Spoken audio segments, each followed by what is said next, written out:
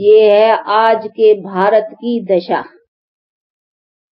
परंतु अपना भारत सदा ऐसा नहीं था। ये आज की दशा है। लेकिन अपना प्राचीन भारत बहुत ऊंचा था। बहुत ऊंचा का मतलब है हम मनुष्य ही बहुत ऊंचे थे। भारत का मतलब ही हम भारतवासी। तो मनुष्य की लाइफ बहुत ऊंची थी। और जब भारत ऊंचा था अथवा हम भारतवासी ऊंचे थे, उसी टाइम पर ही सारी दुनिया सुखी थी। आज भारत भी नीचे तो सारी दुनिया कहेंगे। आज दुख और अशांति के आवाज के सिवाय और कोई आवाज है ही नहीं। तो ये चीज समझने की है कि आज हमारी ऐसी दशा क्यों हुई है। क्या अभी ऐसी दशा भी बदल कर करके फिर जो अपनी प्राचीन, जिसको कहते थे, गांधी जी भी कहते थे ना, ये राम राज्य बने। तो राम राज्य भी तो हमारे भारत का प्राचीन जमाने की बात है ना, जिसको गांधी जी भावना रख कर करके कोशिश की, लेकिन वो प्रैक्टिकल चीज बन नहीं पाई। तो अभी वो प्रैक्टिकल चीज कैसे बनी थी, कैसे बन सकती है, उसके लिए क्या उपाय है, ये भी तो बातें समझने की है ना। तो वो राम राज्य कहो या कहीं जिसको कहते हैं दुनिया स्वर्ग कहो, स्वर्ग का नाम तो उठाते हैं बहुत। कम में कम जब कोई मरता है ना, तब तो कहते ही हैं कि स्वर्गवासी हुआ। लेकिन ये पता तो होना चाहिए ना कि स्वर्ग है ही क्या चीज। अंग्रेजी में भी कहते हैं हेवनली अबोर्ड में गया। लेकिन हेवन क्या चीज है? जिसको सुख और शांति का स्थान कहा जाए, तो वो भी नॉलेज होना चाहिए कि सुख और शांति की कोई दूसरी दुनिया है, कोई ऊपर है, या यही दुनिया जिसमें हम हैं, इसी दुनिया की लाइफ की स्टेज कुछ बदलने की है। तो इसका नॉलेज होना चाहिए कि इसकी स्टेज बदलनी है, दुनिया यही है। ऐसे नहीं है कि दुनिया कोई दूसरी है, दुनिया एक ही है, वर्ल्ड वन है। जैसे God is one, world is one, यही मनुष्य सृष्टि एक ही है। लेकिन इस मनुष्य सृष्टि की लाइफ की स्टेजेस जो है ना, वो बदलती जरूर है। इसीलिए अभी जो स्टेज है वो तो हाल सुना, हाँ, क्या है हालत, क्या है, कैसे रोते हैं, कैसे दुखी है, क्या हाल है। लेकिन ऐसे नहीं कहेंगे कि हमारी सदा ही कोई दुनिया ऐसी थी। नहीं, वो भी दुनिया थी जिसको आज स्वर्ग कहने में आता था, सुख शांति वाली दुनिया कहने में आती थी, जिसकी भावना कोई राम राज्य में रखी, किन्होंने स्वर्ग के नाम से रखी है, किन्होंने कुछ नाम से रखी है।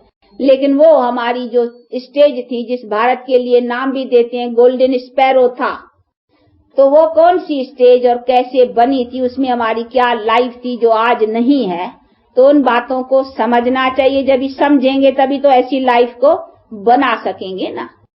तो ये है अभी रोशनी मिल रही है जहाँ आप पधारे हो। आप लोगों को मालूम हो, क्योंकि आज थोड़े नए कुछ आए हुए हैं, इसीलिए जरा समझाया जाता है कि जहाँ आप पधारे हो, यहाँ की एम एन ऑब्जेक्ट है ही वो ही कि हमारी प्राचीन जो लाइफ की स्टेज थी, अथवा हमारी दुनिया जो सुख और शांति वाली थी, वो कैसे बनी थी और कभी बनी थी, उसका अभी फिर से कैसे टाइम आया हुआ है।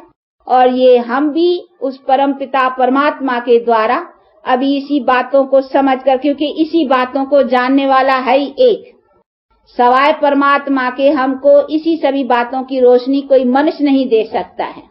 इसीलिए इन बातों की रोशनी उसको ही है, उसको माना परम पिता परमात्मा को, जिसको ही कहा जाता है नॉलेजफुल।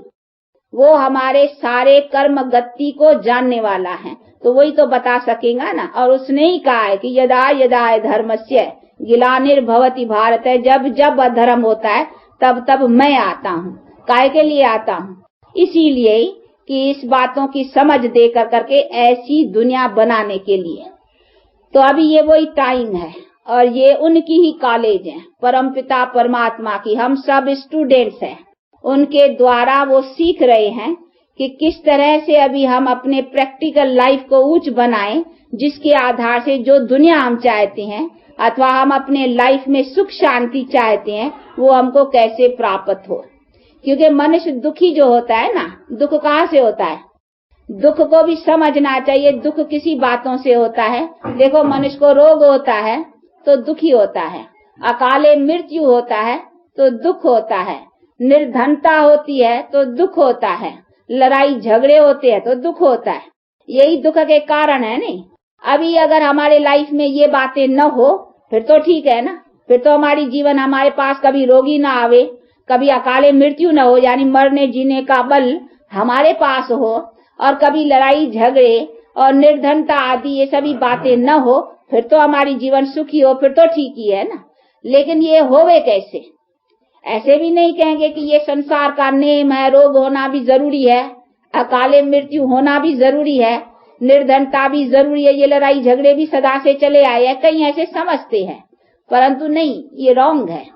ये समझने की बात है। हमारी दुनिया की वो भी स्टेज थी जिस जमाने को ही कहा जाता था स्वर्ग अथवा राम राज्य, जो अपने अपने शब्दों में कईयों ने विचारों ने भावना रखी है। परंतु वो प्रैक्टिकल चीज कैसी थी, किस तरह से बनी थी, उनका प्रैक्टिकल चित्र किसी के पास न होने की, तो वो प्रैक्टिकल जानने वाला है ना, परमात्मा, वही बता सकती हैं। तो अभी उसने क्या बताया है और समझा रहे हैं कि उनका है कि हमारे जीवन में कभी रोग नहीं था, हमारे जीवन में कभी अकाले मृत्यु यानी बिगड़ टाइम। अभी मनुष्य है, मनुष्य मर जाता है या मरता है, कुछ मनुष्य क्या कर सकता है, बेबस है ना। परंतु नहीं, हमारे में वो बल था कि हम अपने शरीर को अपने टाइम पर अपने बल से उतारते थे। उतारते का मतलब थे छोड़ते थे। जब बाल युवा वृद्ध स्टेज कंप्लीट होती थी तब टाइम और मालूम पड़ता था कि अभी हमारा समय हुआ है, अभी इस शरीर को छोड़ना है और शरीर लेना है, तो वो बल था। लेकिन आज वो ताकत नहीं है। तो ये सभी ताकत हमारी क्यों चली गई है? जरूर है कि हमारे कर्म की गिरावट हुई है, जिसको कहे कर्म भ्रष्ट। तो अभी कर्म भ्रष्ट बनने के कारण हमारी वो ताकत अपने सभी बातों के प्राप्त करने की, ये रोग आदि भी क्यों होता है? ये भी तो कर्म की हीनता है ना। कोई भी दुख होता है तो मनुष्य कहते हैं ना, भाई ये कर्म, तकदीर, किस्मत, उसी पर ही कहना पड़ता है ना। तो ये क्यों कहते हैं? जरूर है कि कर्म किसने बनाए? ये भगवान ने थोड़ी बनाए बैठ के। हमारे दुख के कर्म भगवान ने थोड़ी बनाए। अगर भगवान ने हमारे बनाए, रोग भी भगवान देता है या हमारा दुख भी भगवान देता है, तो भगवान को हम सुख के लिए याद क्यों करते हैं?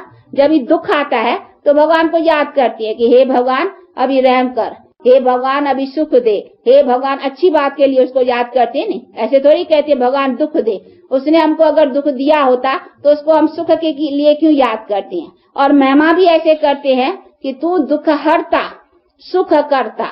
ऐसे नहीं उनको कहते तू दुख करता सुख करता, नहीं। कभी भी स्तुति में भगवान के लिए ऐसे कोई कहते हैं हे भगवान तू दुख करता है? नहीं, उनको कहते तू सुख करता और आप दुख हरता। हरता का मतलब ये नाश करता। तो जो दुख के हरने वाला है वो दुख देगा कैसे? ये तो कॉमन समझने की बात है। तो दुख कोई भगवान नहीं दिया है, ये दुख हम अपने भूलवश, अपने विकारों के वश होने के कारण, विकारों के कारण दुख बना है। इसीलिए अभी परमात्मा कहते हैं कि जब तक इन विकारों को नहीं छोड़ा है तब तक तुम दुख से छूट नहीं सकते हो। तो अभी उसी से कैसे छुटकारा पाओ विकारों से, और तुम्हारे कर्म कैसे श्रेष्ठ बने, जिस श्रेष्ठ कर्म के आधार से तुम्हारी प्रारब्ध श्रेष्ठ बने, तो वो बैठ करके सिखाया जाता है। तो इसी शिक्षा के लिए ही परमात्मा ने आगे भी कहा है नहीं, तो यदा यदा जब जब ऐसा अधर्म होता है, जब इन बात की जानकारी एकदम चली जाती है और 5 विकारों वश मनुष्य हो जाते हैं, तब मैं आता हूँ और आकर कर करके ये ज्ञान दे कर करके विकारों से निवृत्त करता हूँ। तो ये है उसी का एक कॉलेज। उसने बैठ कर करके लिए एक अर्जुन को नहीं समझाया था, ये तो गीता शास्त्र बनाया है। वो तो पीछे शास्त्रकारों ने बैठ कर करके एक फॉर्म से एक शास्त्र बनाया, पर तो प्रैक्टिकल में तो कोई एक के लिए तो नहीं आया ना। वो तो नर नारियों को बैठ कर करके शिक्षा दी है, जैसे दे रहे हैं। हम भी तो अभी उनके द्वारा ये शिक्षा पा रहे हैं, जो सबका पिता है, आप लोगों का, हमारा, कोई अकेला हमारा थोड़ी है, सबका है, सारी दुनिया का, सभी मनुष्य मात्र का, सभी धर्म का, सबका बाप तो एक ही है। नहीं, परमात्मा तो एक ही को कहेंगे ना। इनकॉर्पोरियल गॉड, निराकार परमात्मा एक ही को कहा जाता है और उसको सब मानते हैं और सब कहते हैं गॉड इज वन। तो वो वन तो एक ही चीज है ना, कोई मनुष्य की तो बात ही नहीं है ना। और जो भी धर्म स्थापिकाएं हैं तो उन्होंने भी कहा कि हम खुद अपने को गॉड नहीं कहा। देखो गुरु नानक देव है, उसने भी अपने को कोई परमात्मा नहीं कहा। क्राइस्ट था तो उसने भी अपने को कोई परमात्मा नहीं कहा, उसने भी कहा मैं सन ऑफ गॉड हूँ, not God but son of God. और जो भी आए हैं धर्म स्थापित, उन्होंने कोई अपने को परमात्मा नहीं कहा, उन्होंने भी परमात्मा के तरफ अंगुली उठाई, अर्थात उसके तरफ इशारा किया। तो इसका मतलब है परमात्मा तो एक निराकार हो गया ना, और उसी निराकार को ही सब मानेंगे। ऐसे तो नहीं है ना जो धर्म के स्थापन करने वाले हैं उनको सब मानेंगे, नहीं, वो तो हर एक अपने अपने धर्म, जैसे गुरु नानक देव है, हाँ वो सिख धर्म वाले या जिसी धर्म वाले जो मानते हो वही, सब तो उसको नहीं मानेंगे ना, तो वो तो हो गए धर्म स्थापित। लेकिन उन्हों का भी जो पिता निराकार परमात्मा, जिसको ही कहा जाता है authority, world all mighty authority, अभी वो वर्ल्ड ऑल माइटी अथॉरिटी हमारे सारी कर्म गति को जानता है, इसीलिए उसका भी टाइम है एक बार आकर करके, और उसने ही कहा है कि जब जब ऐसा अधर्म होता है तब तब मैं आकर करके सभी के कर्म गति का नॉलेज देता हूँ, और कर्म को कैसे श्रेष्ठ बनाओ वो आकर करके समझाता हूँ। तो अभी जहाँ पधारे हो, ये कोई हमारी कॉलेज या हमारा स्कूल, हम भी स्टूडेंट हैं, लेकिन पढ़ाने वाला जो है ना वो ही है, वो बैठ कर करके अभी समझा रहा है कि किस तरह से हमारी जीवन गिरी है, ये दुख कैसे हुआ है, क्यों हुआ है, हमारी आगे लाइफ क्या थी। खाली हमको रोते या पुकारने से तो काम नहीं होगा ना, परंतु वो हमारी स्थिति कैसे बने वो प्रैक्टिकल बैठ करके समझाती है कि ये 5 विकारी हैं जो मनुष्य को गिराते हैं, उसी से ही मनुष्य के कर्म भ्रष्ट बनते हैं। अभी उसको कैसे सुधारो, जिसी के सुधारने से तुम्हारे कर्म श्रेष्ठ बनेंगे, और उसी श्रेष्ठ कर्म से तुम्हारी प्रारब्ध श्रेष्ठ बनेगी, जिसके आधार से फिर तुम्हारे लाइफ में सदा सुख प्राप्त होगा, यानी एवर हेल्दी, एवर वेल्दी और एवर हैप्पी, यानी सदा सुख के जो साधन है वो प्राप्त रहेंगे।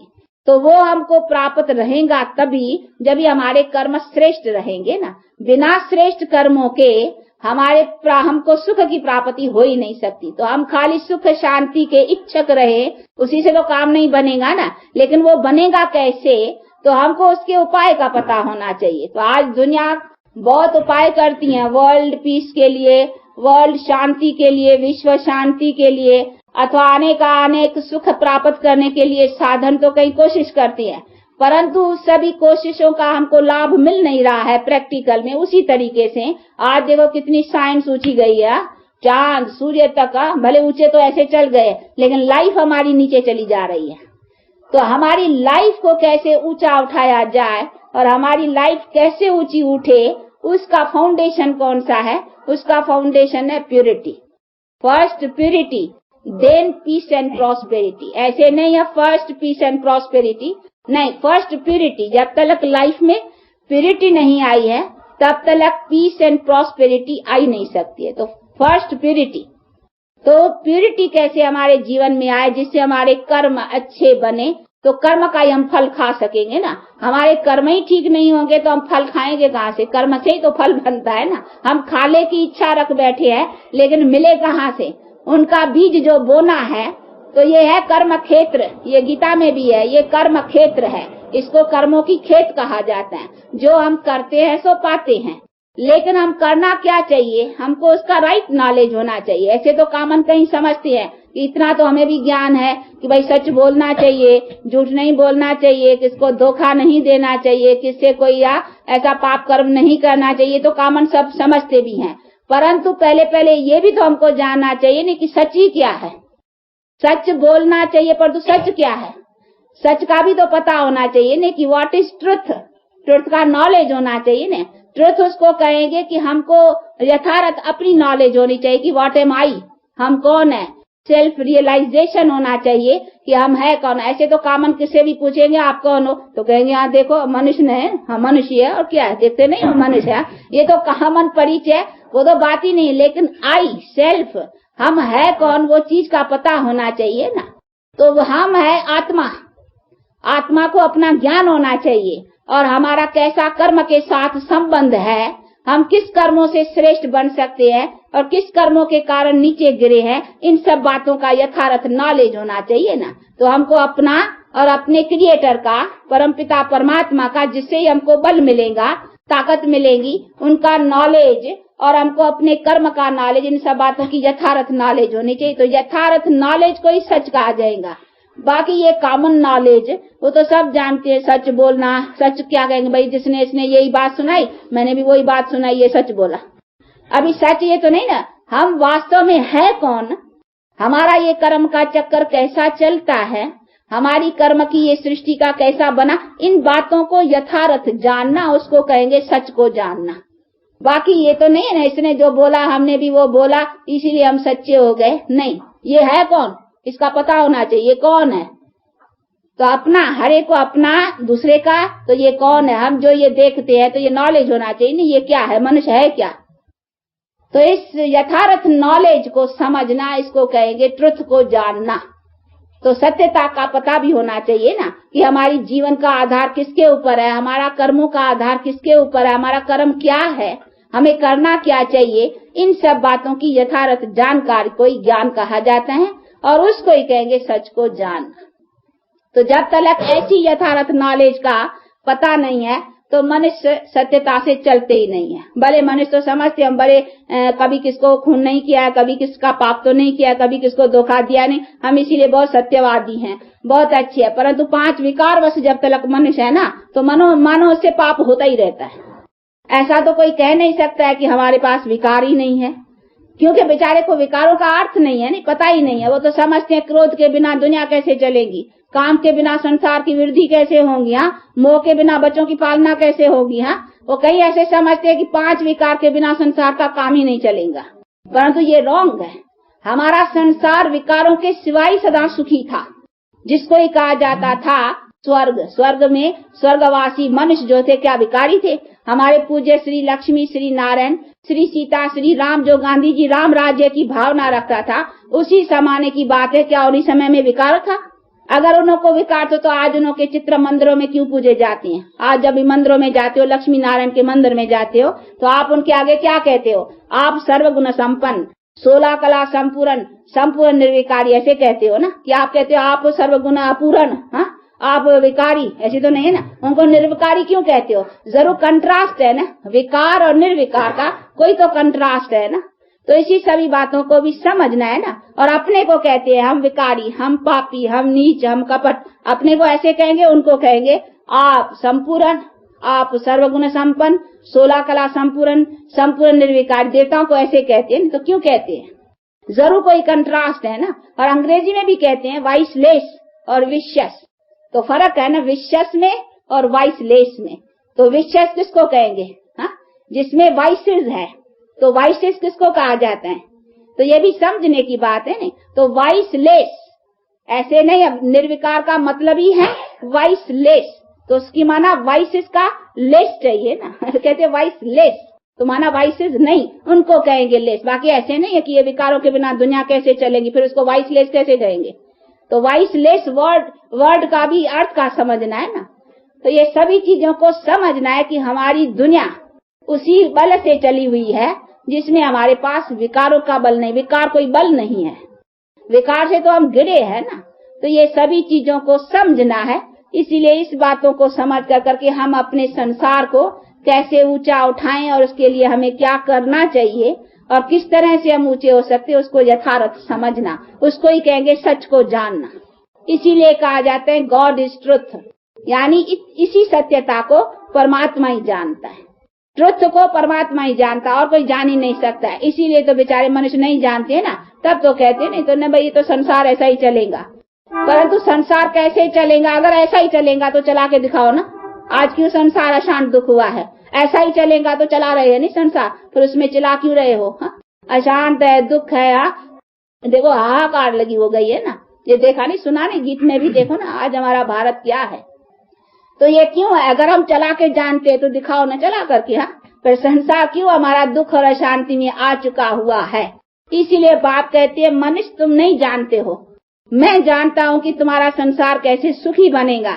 इसीलिए अभी परमात्मा के द्वारा ये रोशनी मिल रही है कि किस तरह से हम मनुष्य अपने संसार को सुखी बनाए। इसका ज्ञान कोई मनुष्य के पास नहीं, इसका ज्ञान उसी ज्ञानदाता के पास, जिसको ही कहा जाता है नॉलेजफुल गॉड अथवा ज्ञानी ज्ञानहार या ज्ञान सागर। ये किसको कहा जाता है? परमात्मा को। तो परमात्मा के पास ही हमारे मनुष्य का यथार्थ नॉलेज है कि मनुष्य की कंप्लीट स्टेज कौन सी है। तो हमारी कंप्लीट स्टेज कौन सी है और कैसे बने, उनकी हमको नॉलेज चाहिए। उसको ही कहेंगे सत्यता को जानना, जिससे हम सच पर सच्चे बने और प्रैक्टिकल लाइफ हमारी वो ऊंची बने। जब तक ऐसी लाइफ नहीं बनी है तब तक मानो हम सत्यता को जानते ही नहीं है। बाकी ये कॉमन सत्यता, किसी ने कुछ कहा हमने भी वही सुनाया, तो उसको कोई सत्यता कहेंगे। सत्यता है कि हमारी लाइफ की सत्यता क्या है, वास्तविकता क्या है, जिसको हम जान कर करके उसी वास्तविकता को प्राप्त करें, तो उसको कहेंगे सत्यता। कि हमारी लाइफ की जो वास्तविक अथवा एम एंड ऑब्जेक्ट है वो क्या है और उसी को हम कैसे पाए, तो कहेंगे ये राइट स्टेज को जानता है और राइट स्टेज को प्राप्त करता है, तब तो कहेंगे नहीं सत्य को जानना। तो ये सभी ज्ञान होना चाहिए ना। अभी ये ज्ञान सवाए परमात्मा के और कोई दे भी नहीं सकता, इसीलिए ये हम भी अभी उनके द्वारा सुन रहे हैं। नहीं तो हम भी ऐसे कहते थे जैसे दुनिया कहती है ना, क्या भाई ये विकार है, विकारों के सिवाय दुनिया कैसे चलेगी, ऐसे ही चली आई है। क्योंकि हमारे पूज्य देवताओं के भी बायोग्राफी में कई कई ऐसी बातें शास्त्रों में लिखी हुई है, जिसीलिए भी कई मनुष्य मूझे हुए हैं। जैसे रामचंद्र के जमाने में भी लगाया नहीं, रावण के साथ लड़ाई, तो वो समझते हैं कि उसी जमाने में भी लड़ाई हुई है ना, तो ये तो सभी जमानों में हुआ है। वो कृष्ण के साथ भी लड़ाई, हाँ उसके जमाने की भी बातें हैं। और उधर सतयुग के जमाने में भी असुर और दैत्यों की लड़ाई, हाँ तो सभी जमाने में लड़ाई की बातें आई है ना, तो समझते हैं कि मनुष्य तो ये तो सभी युगों में चली आई है, परंतु ऐसे है नहीं। तो ये भी तो हमें बातें समझने की है ना। हमारा जिसके लिए गांधी जी राम राज्य कहते थे, राम राजा राम प्रजा राम शाहूकार है, बसे नगरी जिए दाता धर्म का उपकार है, ये कहावत बहुत मशहूर है। तो जब भी इतना धर्म के उपकार का जमाना था तो वहाँ कैसे राम और रावण की लड़ाई होंगी। अभी इसका भी बैठ कर करके अर्थ समझना है। वो कोई त्रेता वंश राजा राम की लड़ाई का बात नहीं है। ये राम और रावण क्या है, ये सभी पर बातें समझने की। रावण कोई 10 शीश वाला कभी आदमी हुआ ही नहीं है न कोई राजा था, आदमी नहीं था तो राजा कहाँ से होगा। हाँ तो ये 10 शीश वाला कभी कोई आदमी था ही नहीं। अभी ये किस अर्थ से बनाई है बातें, वो समझने की। 10 शीश का अर्थ है 5 विकार स्त्री के और 5 विकार पुरुष के। इसको अपवृत्ति का ये कहेंगे सिंबल, निशान है। बाकी ऐसे नहीं कोई 10 शीश वाला आदमी होता है। तो देखो इन सभी बातों का अर्थ समझना है ना। तो ये है अपवित्र मनुष्यों का सिंबल, यानी नर नारी दोनों जब अपवित्र होते हैं तो संसार दुखी होता है। उसको कहा जाता है रावण राज्य, यानी विकारों का राज्य। रावण विकारों का सिंबल समझो। बाकी कोई मनुष्य नहीं है 10 शीश वाला नहीं। 10 शीश वाला कभी आदमी होता है क्या? कोई जमाने में कभी हुआ नहीं है। नहीं, देवता थे तो भी 2 आंखें वाले 1 सिर वाले, ऐसे नहीं 3 आंखें वाले या 4 सिर वाले या 4 भुजाएं वाले, नहीं, भुजा 2 देवता तो भी 2 भुजा। देखो इसीलिए चित्र करेक्ट बनाए है ना कि भाई ये 2 भुजा के लक्ष्मी नारायण 2 भुजा वाले मनुष्य जैसे होते हैं, लेकिन हाँ उनकी लाइफ जरूर ऊंची थी। बाकी तीसरी आंख का, ये 3 आंखें भी जो दिखलाते हैं, इनका भी अर्थ है ये थर्ड आई ऑफ विजडम, ज्ञान का नेत्र है। बाकी ज्ञान का नेत्र ऐसा नहीं कोई इधर नेत्र निकल आएगा, नहीं। मनुष्य को तो 2 नेत्र है जो देखने के लिए, वो तो 2 नेत्र की बात है। लेकिन ये ज्ञान का नेत्र जो अभी ये ज्ञान मिल रहा है ना, इसको कह सकते हैं कि अभी थर्ड आई ऑफ विजडम है। पर दुनिया थोड़ी आंख निकल आई है, हा? निकलेंगी तो नहीं, वो ज्ञान का चिन्ह है, निशान है जो चित्रकारों ने बैठ के दिखाया। ज्ञान कैसे दिखलाया भाई, इस मनुष्य के पास ज्ञान है तो इधर आंख दिखा दी है बस, तो ये उसका निशान है। बाकी ऐसे नहीं है कि 3 आंखें होती हैं या 4 भुजाएं। 4 भुजाओं का भी अर्थ है ये चतुर्भुज का, 2 भुजा नारी की 2 भुजा नर की, यानी नर नारी जब ही पवित्र है तो चतुर्भुज है, यानी पवित्र देवी देवता है, इसीलिए उसका सिंबल है। ये सभी सिंबल है। ये रावण भी विकारों का सिंबल है और ये चतुर्भुज भी पवित्र निर्विकारी मनुष्यों का सिंबल है।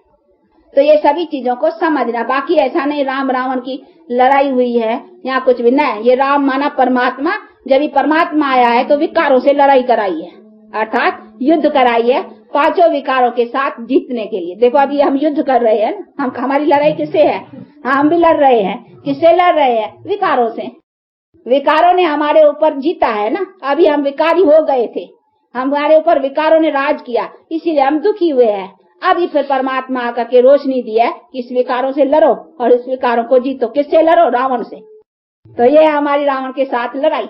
अभी लड़ाई का अर्थ ये है, बाकी ऐसे नहीं है कि कोई सच 10 वाला आदमी था, कोई राजा था जिसके साथ राम की युद्ध हुई, ऐसी कोई बातें नहीं है। तो ये सभी चीजें को भी समझना है ना। तो अभी ये बायोग्राफी जो राम और उसकी बनाई है, और उन्होंने स्टोरी बनाने वालों ने जिस तरह से बनाया, तो इन बातों को पूरा न समझने के कारण ये बहुत बातें मिक्सअप हो गई। इसीलिए कहीं समझते हैं लड़ाई तो सदा से चली है ना, परंतु नहीं। सदा हमारे सतयुग और त्रेता के जमाने में, जिसमें कहते हैं राम राजा राम प्रजा, राम साहूकार है बसे नंगड़ी जिए दाता, धर्म का उपकार। तो धर्म का उपकार जहाँ होगा वहाँ ये अधर्म की बातें कहाँ होंगी? लड़ाई झगड़े तो अधर्म की बात है नहीं वो कैसे होंगी? तो ये सभी चीजें को समझने का है। इसीलिए वो जमाने कोई लड़ाई के नहीं थे। ये लड़ाइया का जमाना द्वापर काल से शुरू हुआ है। सतयुग और त्रेता में ये लड़ाई, यहाँ अशांत के कोई भी कारण, कभी अकाले मरना या रोग आदि, वो भी जमाना था जब डॉक्टर्स और हॉस्पिटल्स थे ही नहीं, क्योंकि रोग ही नहीं था।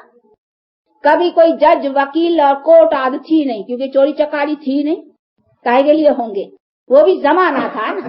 तो हमारे वो जमाना जिसमें हमारे पास न कोई झूठ, न पाप, न कोई ऐसा कर्म, धर्मराज के डंडे भी नहीं थे, क्योंकि हमारे पाप ही नहीं थे उसकी कोर्ट भी बंद। तो ये यहाँ की कोर्टें की तो कोई बात ही नहीं है, क्योंकि वो हमारी लाइफ की स्टेज इतनी ऊंची थी, तभी हम पूर्ण सुखी थे। Ever healthy, ever wealthy, ever happy जिसको कहा जाता है। हमारे कर्म श्रेष्ठ थे ना, लेकिन आज हमारे कर्मों में भ्रष्टा आ चुकी है, जिसको कहते हैं भ्रष्टाचार। देखो आज भ्रष्टाचार का नाम है ना, तो भ्रष्टाचार तो श्रेष्ठाचार, कंट्रास्ट तो चाहिए ना। तो श्रेष्ठाचार माना श्रेष्ठ आचरण, अभी आचरण भ्रष्ट हुआ है, इसीलिए भ्रष्टाचार। तो ये सभी चीजों को भी समझना है ना। इसीलिए देखो ये सभी बैठ कर करके बातें अच्छी तरह से समझने की। ये यहाँ कोई लेक्चर से सिर्फ समझ जाएगा नहीं, ये तो बातें आकर के इंडिविजुअली अच्छी तरह से बैठ कर करके टाइम दे कर करके कोई समझे, तभी कुछ समझ सकेंगे और कुछ अपना प्रैक्टिकल जीवन बना सकेंगे। इसीलिए बार बार जो भी नए आते हैं, आप लोगों को ये ध्यान में दिया जाता है कि ये कुछ टाइम दे करके समझने से समझ सकेंगे। बाकी कोई 1-2 लेक्चर से आया और सुना, ये कोई कॉमन चीज ऐसी नहीं है जो समझ में आई। ये तो अपने प्रैक्टिकल लाइफ में किस तरह से हम लाएं और अपने लाइफ में क्या करें, वो सभी बातें आकर के अच्छी तरह से सीखनी और समझने की है। बाकी कुछ और ऐसी डिफिकल्ट भी बात नहीं है जो कोई डर जाए तो समझे पता नहीं कुछ ऐसी साधन या क्रियाएं है, नहीं। ये समझना है कुछ, और समझ करके अपने ग्रस्त व्यवहार में रह कर करके अपनी जीवन को पवित्र रखना है, जिसको ही कहा जाता है ग्रस्त आश्रम। कहते हैं ना ग्रस्त आश्रम, तो ग्रस्त का नाम देखो कितना अच्छा है, आश्रम। लेकिन आज कहाँ है ग्रस्त आश्रम? आश्रम होता है वो जहाँ शांति और सुख होता है, यहाँ पवित्रता की बातें होती हैं, उसको आश्रम कहेंगे। आज कहाँ है हमारे ग्रस्त में? कहा जाता है ग्रस्त धर्म। आज कहाँ है धर्म?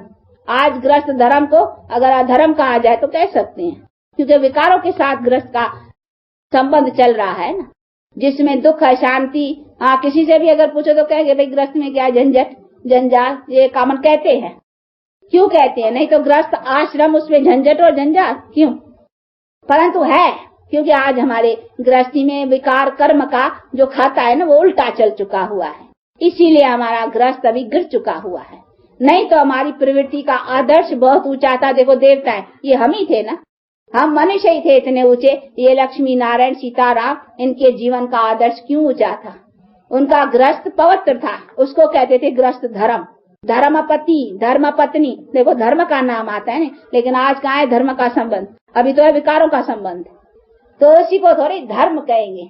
तो ये सभी चीजें समझनी चाहिए कि हमारा जो लाइफ का स्टेज है और हमारी जो प्रवृत्ति का स्टेज है वो बहुत ऊंचा है।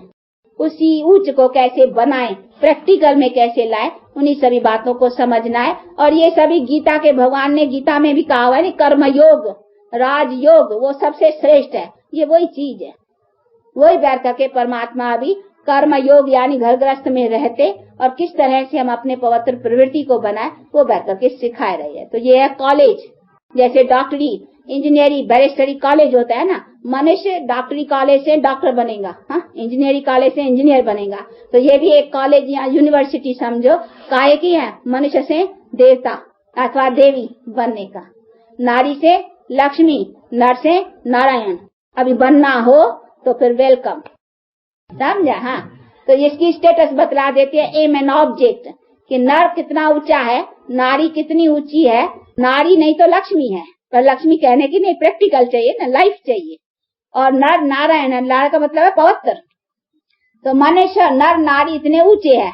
अभी ऐसी प्रवृत्ति अपनी बनानी है, उसकी एक कॉलेज है। किस तरह से हम अपने घर गृहस्थ में रहते प्रवृत्ति को पवित्र बनाएं, उसी को कैसे प्रैक्टिकल में लाएं, वो समझना और प्रैक्टिकल बनाना है।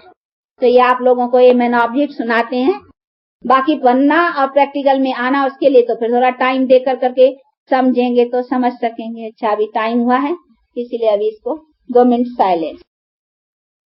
ऐसा हाल होता है तब मैं आता हूँ, यदा यदा धर्मस्य गिलानिर, जब जब अधर्म होता है तब मैं आता हूँ। तो अभी ये हाल है। अभी बाप आकर करके समझा रहा है कि अभी कैसे अपने संसार को फिर अच्छा बनाओ। बनाएंगे तो हम ही ना, बिगाड़ा भी हमने है, बनाना भी हम है, क्योंकि हमारे कर्म से बिगड़ा है। अभी हमको अपने कर्म श्रेष्ठ से फिर सुधारना है। तो हम कैसे श्रेष्ठ कर्म बनाए, उसने तो अपना कॉलेज खोला है। अभी जो आकर करके सीखेगा वही इस श्रेष्ठ कर्म की धारणा कर करके ऐसे संसार का लायक बनेगा। क्योंकि अभी दुनिया की हालात अनुसार ये भी समझना है कि अभी दुनिया के चेंज का टाइम आया हुआ है। परंतु आएगा चेंज तभी जब हम अपने लाइफ में भी चेंज ले आएंगे ना।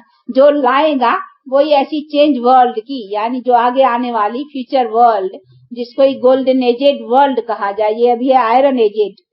तो इसको कैसे चेंज होना है, ये अभी कैसे वर्ल्ड डिस्ट्रक्शन का और वर्ल्ड कंस्ट्रक्शन का टाइम है।